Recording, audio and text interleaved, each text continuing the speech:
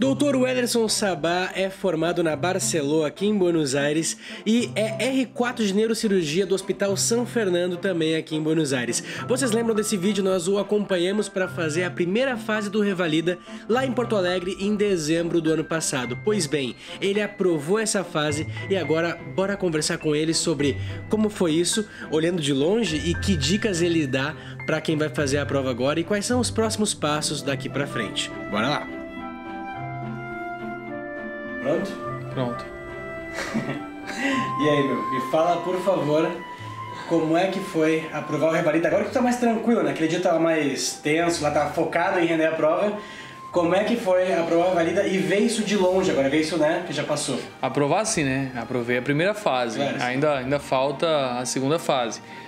Aprovei a primeira fase e eu achei um nível médio. Achei um nível médio a prova. Algumas perguntas um pouco mais difíceis, algumas com nível mais fácil, igual qualquer prova, eu acho, sabe? Tinha muita pegadinha, mas no final das contas deu para aprovar. Eu estava preocupado realmente no dia, a gente tava tenso. Imagina, eu viajei daqui até Porto Alegre para fazer uma prova, gastei tempo, dinheiro, eu gastei minha folga que eu tinha no mês para poder ir para Porto Alegre, então a gente fica tenso, né? Mas deu tudo certo, agora essa primeira fase. Agora aguarda a segunda fase para ver se vai dar certo do mesmo jeito que deu na primeira, né? E como foi a tua preparação para essa prova, assim? Eu sei que tu faz muito plantão, né? A neurocirurgia te consome muito tempo. Exato. Tu teve que usar um tempo que não existia, basicamente, para estudar, né? Como foi isso? É verdade. Eu contei isso um pouquinho no primeiro vídeo. Quem não viu pode voltar lá para ver. Aí, meu velho. E então, a minha preparação foi... Eu comprei um curso, tá? De preparação para Revalida. Confesso que não completei o curso de forma total. Eu assisti aquelas matérias, aqueles temas que eu mais tinha dificuldade, que eu sabia que eu mais tinha esquecido, que eu tive menos contato durante esses anos que eu vivi de médico, trabalhando durante a minha residência, né, que eu venho fazendo. Então eu reforcei muito esses conhecimentos e estudei aquilo que eu realmente tinha mais dificuldade. Desembalei um pouquinho no estudo no final, porque eu pensei que pela pandemia iam cancelar a prova, não ia ter prova, então eu diminui um pouquinho as pilhas, mas no final, que eu vi que ia realmente ter, coloquei as pilhas de volta, comecei a estudar, repassei e consegui chegar com a carga de conhecimento que eu achava que era adequada para a prova, e por isso eu resolvi ir. Voltando um pouquinho agora, né? Além do curso que tu comprou, tu teve uma formação toda médica, né? Tu era formado na Barceló. Então, ele já tem todos uns anos de residência. Claro. Como foi como tu viu a tua formação na Barceló para te ajudar tanto para a residência quanto agora para o Revalida? Então, eu acho que não adianta nada você fazer um cursinho, né, para tentar passar numa prova, se você teve uma formação que não foi sólida, se você se formou nas coxas, como a gente costuma falar no Brasil, né? Então, acho que uma formação sólida é fundamental, porque o curso vai te fazer relembrar conhecimentos, dar dica de prova, né? Mas não vai te dar o conhecimento realmente para você atuar no seu dia a dia. O que a gente aprende na faculdade não é só para passar em prova, é realmente para a gente usar durante a nossa vida como médicos, né? Então eu acho que a formação que eu tive na minha faculdade foi uma formação que eu julgo de excelência. Eu acho que tem muito de nós e menos da faculdade, obviamente. A vontade que você coloca em aprender, todas as energias, o foco que você tem durante a formação, né? E nunca subjugar uma matéria. Todas as matérias são importantes, todas têm substrato para fazer, para criar um conteúdo na sua cabeça lá no futuro. Então a gente tem que realmente valorizar todas as matérias desde o começo, que todas têm seu valor, e eu acho que isso é fundamental para ter uma formação boa, conseguir passar numa prova de residência, conseguir passar na prova de revalidação, conseguir fazer o que você se propôs a fazer. Beleza. E tu acha que tu teve uma vantagem em cima de outros médicos, por exemplo, que são recém-formados, por já estar em 4, 5 anos de residência? Talvez por um lado sim, por outro não. Por um lado, talvez nos conhecimentos que envolvem minha área, sim. Mas nos conhecimentos que não envolvem, não. Pois tudo que eu lembrava da faculdade eu já tinha esquecido. Eu tinha que voltar a relembrar. Aquele médico que está formado agora recentemente, ele não tem um aprofundamento como eu tenho na minha área, mas ele ainda tem um conteúdo fresco de todas as outras. Coisas que eu não tinha. Eu tive que repassar tudo isso que eu já não lembrava. Então, por um lado, sim, por outro, não. Eu acho que não tem um benefício muito claro em ser residente para fazer uma prova de revalidação, né? Cara, a tua irmã, que também se formou na Barcelona um pouco tempo... Quanto tempo depois de ti ela se formou? 2 anos ou 3 anos. 2 anos. 2 anos depois. E ela fez no mesmo dia que tu a prova, só que em Minas, né? A minha irmã fez em Minas, em BH, no mesmo dia que eu. Todo mundo no mesmo dia, né? Todo mundo que fez a prova foi tudo no mesmo dia. Tipo Enem, né? Tipo Enem, exato. Tudo com hora marcada, tudo certinho. E ela também aprovou, felizmente, ela conseguiu aprovar. Uma coisa que eu não falei, que é importante destacar, não é porque a pessoa, o médico não passou no Revalida, que ela é mau médico, ela não é um ruim profissional. Não, corta, porque não é ruim profissional, é um mau profissional. Claro que eu vou cortar. Pode deixar. Pode ficar tranquilo que vai ser bem cortado. O médico não aprovou o Revalida de primeira, não aprovou uma prova de residência, que ele é um mau médico. Não quer dizer nada, quer dizer que talvez ele não tenha se preparado o suficiente para aquela prova em particular. Porque muita prova é preparo para a prova mesmo, não para a vida de médico. Às vezes o médico é um excelente médico, mas não se preparou adequadamente para aquela prova específica, para aquele estilo de prova, para aquela banca específica que monta aquela prova, que é aquele estilo de pergunta. Então, talvez não é a Barcelona me preparar para a prova, é me preparar para a minha vida de médico, e com esse substrato que eu tenho de conhecimento, eu ter as ferramentas para estudar para qualquer prova que eu me proponha também, entendeu? A gente não tem que julgar que porque desaprovou é ruim, aprovou é bom. Não é assim.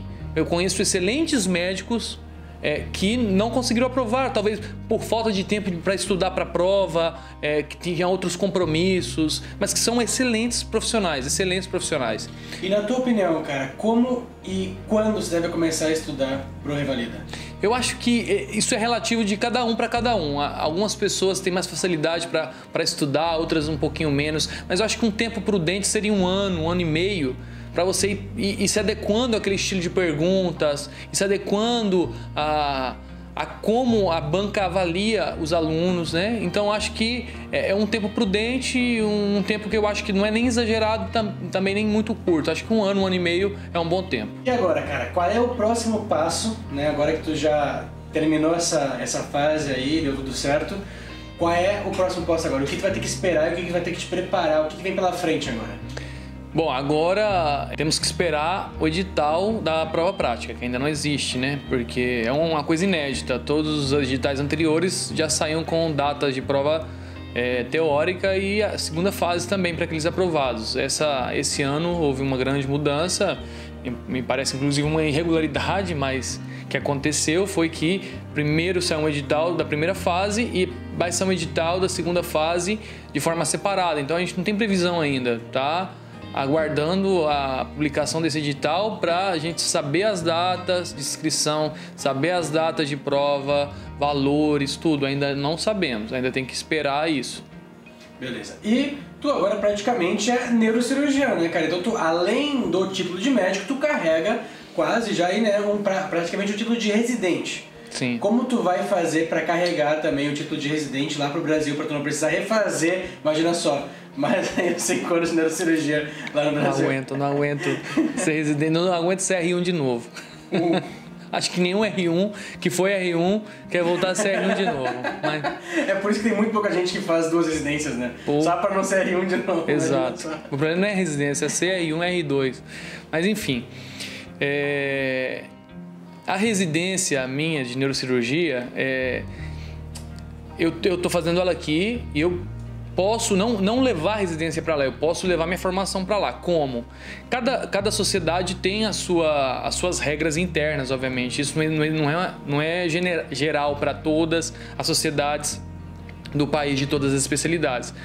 Atualmente, a Sociedade Brasileira de Neurocirurgia, ela tem no seu edital, ela abarca aqueles candidatos que querem prestar a prova de título de especialista que se formaram no exterior.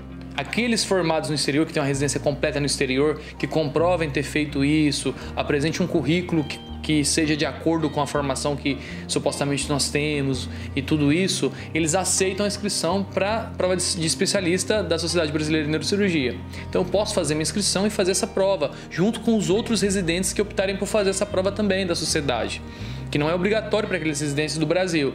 Eles podem optar ou não por fazer essa prova e ser membros ou não da Sociedade Brasileira de Neurocirurgia. No meu caso, para eu obter o título de especialista, eu tenho que fazer sim essa prova de especialista, que é a mesma que os outros residentes irão fazer. E caso aprovado, eles me otorgam um título da Sociedade Brasileira de Neurocirurgia como membro titular, e com isso eu posso pedir o meu número de especialista, que é o RQE, né, o Registro de Especialista no Brasil. E dessa forma eu posso atuar como neurocirurgião no país. Perfeito. Então a formação, se tu convalidar a tua formação, fica igual como se tu tivesse feito a residência lá. Tu só precisa fazer aquela provinha do fim da residência como se fosse uma OAB para neurocirurgiões. Exato. Entendi. Cara, e agora, por favor, uma dica para quem quer vir para cá agora, para quem quer estudar medicina e principalmente para quem quer estudar medicina na Barcelona, né? Qual é a tua dica? Qual é o teu parâmetro da universidade? E a dica que tu vai para quem está ingressando agora na Barcelona, quer vir para cá agora na Barcelona? Não pensem que é porque é uma faculdade paga, né, uma faculdade privada, que ela é mais fácil. Não pensem que ela tem menos qualidade, ela tem muita qualidade. E se vierem, venham determinados, estudem, se dediquem como se fossem qualquer outra faculdade. Eu tenho certeza que aqueles que se dedicarem, que quiserem correr atrás, vai ter muito sucesso na carreira, tá? Basta querer correr atrás e se esforçar. Não adianta querer vir sem foco, sem determinação, e pensar que a faculdade vai te formar sozinha. Não, você vai ter que se formar. A faculdade vai te dar todo o substrato para que você possa concluir com toda a carga de conhecimento necessária para ser um bom médico, mas depende de você querer fazê-lo. Então, coloca as pilhas, determinação e vem logo. Não perde tempo não. Meu velho, muito obrigado.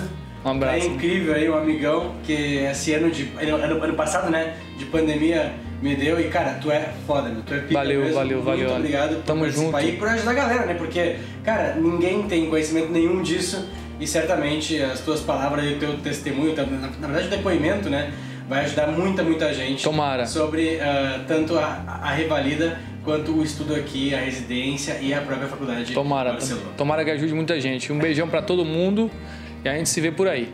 Olha mesmo, tu foi tão bem que eu nem vou aparecer no vídeo. Tu até despediu, galera. Manda aí uma boa semana de estudo a todos. Um beijo e uma boa semana de estudo a todos. Um beijo e uma boa semana de estudo a todos.